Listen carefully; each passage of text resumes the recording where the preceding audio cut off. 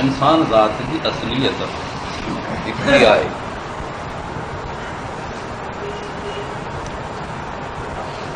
पंहिंजे कुदरत सां अल्लाह ताला आदम अलैहिस्सलाम जो बोतो तयारु करायो, मलाइकनि खे हुकुम थियो इन ज़मीन जी मिटी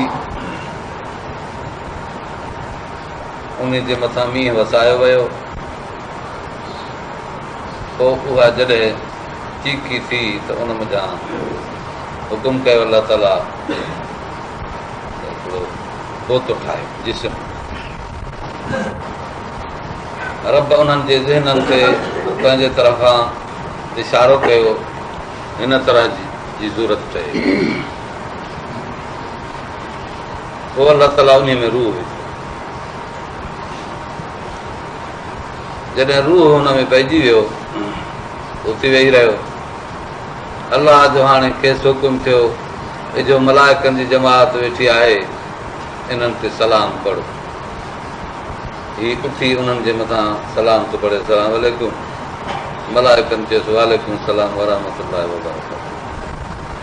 इहो जवाबु अलाह ताला फरमायसि तुंहिंजो कंहिं सां ॻाल्हाइणु मिलणु पहिरियों गुफ़्तगू इहो सलाम हुजे ऐं तुंहिंजे औलाद जो बि क़यामत ताईं इहो सलाम। आदम अलैहिस्सलाम खे साह पवण खां पोइ सलामतीअ जो अलाह तबारक व तआला इल्क़ा फरमायो। जीअं त उन मलाइकनि जे जमात खे ॾिठो, उन्हनि ते सलाम चयो, उन्हनि जवाबु ॾिनो, उहो सलाम सिखियो। सम्झ में आयो त इंसान ज़ात में पहिरियों पहिरियों सलामती आहे। इहो इंसान ज़ात जो पहिरियों किरदारु आहे त इंसान खे सलामत ॾिसे, सलामती जी दुआ करे ऐं सलामती जी ख़्वाहिश रखे।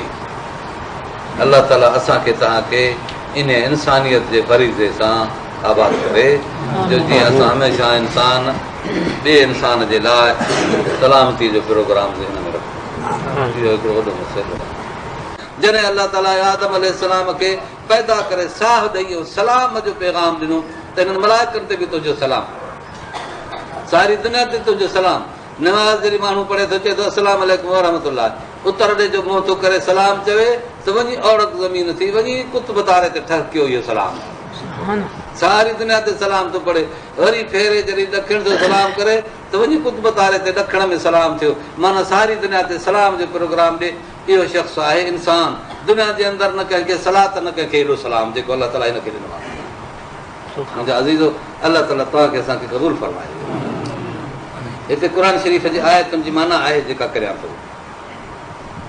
फरमायो त अलाह जंहिं तव्हांखे पैदा कयो हिकिड़े नफ़्स मञा, पैदा करे साह ॾिनई, तव्हांखे सलाम जी तौफ़ीक़ ॾिनई, पोइ तव्हां दुनिया ते सलाम पढ़े मलाइकनि ते, उन्हनि तव्हांखे जवाबु ॾिनो।